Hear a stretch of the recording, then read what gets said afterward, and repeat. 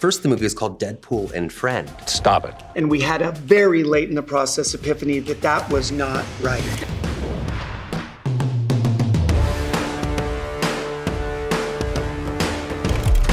Hi, Peanut. I'm gonna need you to come with me right now.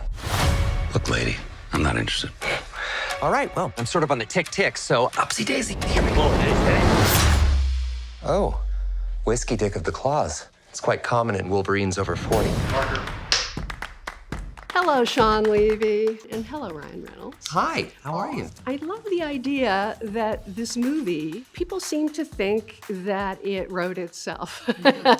Well, I feel like there's this presumption because the movie has a sort of bouncy, naturalistic flow to it that, we're just finding it through improvisation and we're trying stuff out on set. And certainly there's a little bit of that, but it was a very long writing process. Even many of the alt jokes are written in advance. And I also think that one thing that has against it is that I think a lot of people consider it a comedy. I think that's fair, but it has a backbone that is emotion and warmth. And I think comedy and drama, they both subsist on tension.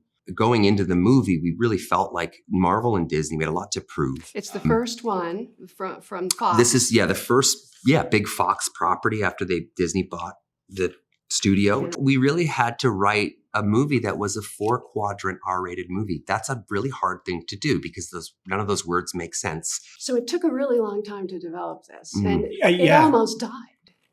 It did. I mean, there were many moments before Ryan and I even met where there were talks between Ryan and Marvel. Even before Shawn joined, I must have pitched Kevin a dozen, maybe 16 Deadpool movies. A Sundance Deadpool, which was a kind of like a road trip with Margot Martindale, shot on no money. I pitched one where Deadpool is hunting the hunter who shot Bambi's mom, finds him, and they kind of fall in love, like really become like Butch and Sundance. And that's not, of course I was told we don't touch Bambi at Disney, and rightly so. And at this point, when Shawn and I had been writing together already. We made Free Guy, we made Adam Project, and he said he would only do another Deadpool movie if we did it together. And we spent, I want to say, 7 months trying to come up with the story because the jokes are the least of our worries. We both made a lot of comedies. We were just write a drama with the stakes that a drama would have.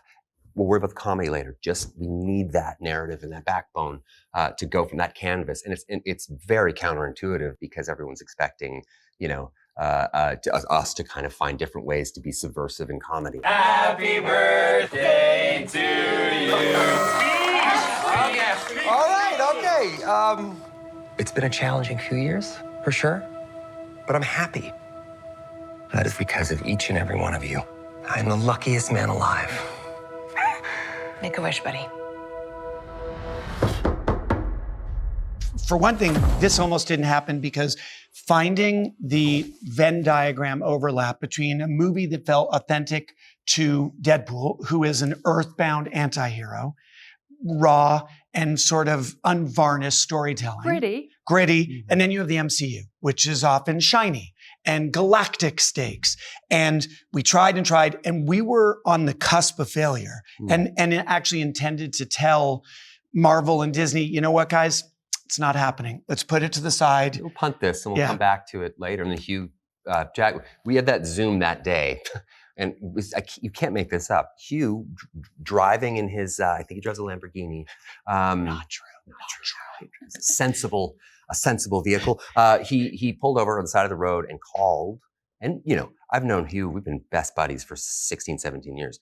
When he calls, that's you're like, someone's died or something. I picked it up and he just said he wanted to come. It was like this gut thing. He wanted to come back as Wolverine.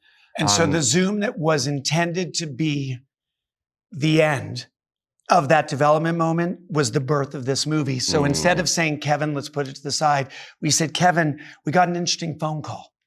And from that phone call onward, this pairing unlocked the story for us. And it instantly became not only a sort of, a kind of midnight run, planes, trains, automobiles inspired two-hander road trip, if you will, but also a movie about legacy and about two characters haunted with regret who need each other to find redemption. You were an X-Man. Fuck that, you were the X-Man. The Wolverine. He's a hero in my world. Yeah, well, he ain't shit in mine. The two of them at the center of this anchor the whole thing. And once you had that figured out, then you could spin off into all this crazy plot. I was reading the synopsis of this plot. I think I wrote the synopsis, though. I think it was a joke, the synopsis. It was a bit of a... We realized that, you know what, we could try to synopsize it, or we could I also can't stand synopses. Yeah, they tend to be quite dry documents. Yeah, I think I started with Marvel's most recent mistake, Deadpool. But the thing I'll never take for granted is, particularly when you're writing it with stakes like this, and is, you know, having an actor like Hugh Jackman, who's incomparable. I mean, he's one of our best friends, but he's also like, we're fans, you know, like I'm a fan of, and that's an asset in this business, because it's easy to sort of feel cynical or kind of in it instead of in it but not of it. And I love watching him. But we wrote this sequence that I don't think there's a syllable he changed in the van, where he has a monologue that has more words in it in that one monologue than he maybe has in an entire Wolverine movie in the past. I have never met a sadder, more attention-starved, jabbering little prick in my entire life. And that says a lot, because I've been alive for more than 200 fucking years. And just devoured it. Like, I mean, he chewed it, swallowed it, and delivered for us in the way that you would. And even there's a little tiny stage direction at the bottom that just ever so briefly says, after he finishes that whole speech, the stage direction says, a flicker of regret. Is that a flicker of regret that crosses his pupil? If it was, it's gone before we even saw it. And Hugh, in the scene, if you watch it, there is the tiniest little, and if you blinked, you would have missed it, feeling of, I went too far.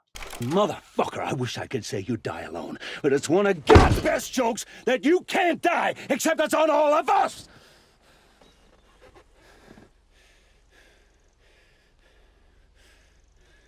For me to write Wolverine dialogue was a terrifying prospect. I wondered about that. Well, he's just, there's a specificity to the character. Obviously, he's a very Clint Eastwood, sort of less is more kind of He's a nonverbal character. But we've also built in this notion that, you know, we've sort of capitalized on Marvel's pre-existing multiverse kind of format to actually find a very viable way to bring back a Wolverine that is maybe different than the one they knew in Logan. Not only that, we brought back what contextually is the worst Wolverine. You know, this guy is the worst. A loser. So a loser, but also a guy, you know, everything has to have a why, right? So these are all, you know, problems you have to solve over and over again. In script. You can put him, you know, the first thing we said to Hugh is you got to be in the yellow suit. Like it's the one thing that we have, there's two itches we haven't scratched. The yellow suit, and we can't just put you in it. They'll clap when they see it, they'll love it. But we have to find out why you're wearing it. There's got to be a reason. And then the other thing is that the character traditionally, at least from the core comic books, is a guy who cannot control his rage. He has a berserker rage. He doesn't just kill the bad guys. When he goes into that state, he kills good guys too. And that to me is like a sickness for him. So that was more interesting. And Shawn and I felt that was way more interesting than just that. But the suit kind of led to that in the sense that we sort of wrote it as a hair shirt, or like a penance, or this thing that he kind of carries with him of shame. And in that final scene, he's not wearing it, and you just kind of feel like he's found whatever sense of peace, or at least a piece of peace. 112, take one, eh, Mark? And action. I'm the best service at what I do. And what I do. You got it. Go ahead. I'm the best service at what I do, but what I do isn't very nice. Cut, you got it. Yep. Good. Got it. What Shawn, I think, always comes to the table with, and this is one of the many reasons I love him, is that he always talks about, like, what's our theme in the movie? Like, what are we trying to ultimately? Can we distill that into a? And to us, it became very clear that it was redemption, you know, and the expectation we're trying to sort of subvert through culture is that these two characters are entering the MCU, so they're going to have we're going to see them interact with Thor and with all these other, kinds of guys. But instead of looking forward, we wanted to look back at this bygone era that was very important to not just comic book fans, but to us. We cut our teeth at 20th Century Fox. Sean, myself, Hugh, we owe our careers to the work that we were given and got to do at that studio. So we wanted to shine a light on that. And in doing so, it led to these other incredible moments. Blade could hit Toad, take his tongue off with a blade, and catch the tongue, the long tongue in the air. Now unattached from his mouth.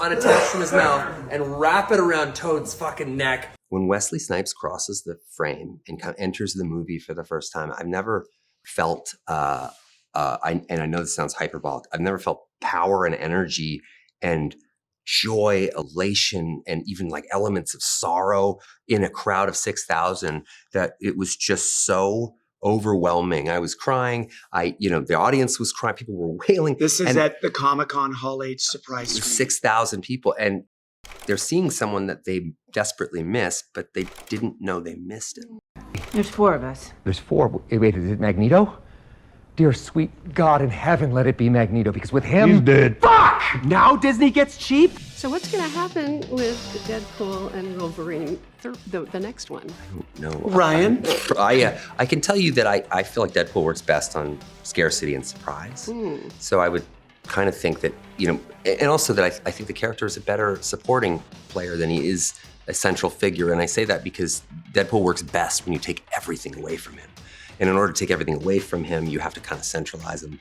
And we've done that now. I can't keep taking everything away from him. So I feel like I would love to, if we're in the future, I'd love to. We have an idea for an ensemble. Say very little in those now. roles. Say Yeah. very Just little now. very, very clean stakes right at the beginning, not plotty. And then we're off to my dinner with Andre with X-Men. No, I'm joking. There's the headline. Thank you guys very much. Thank you. That was lovely, Anne. Thank you so much.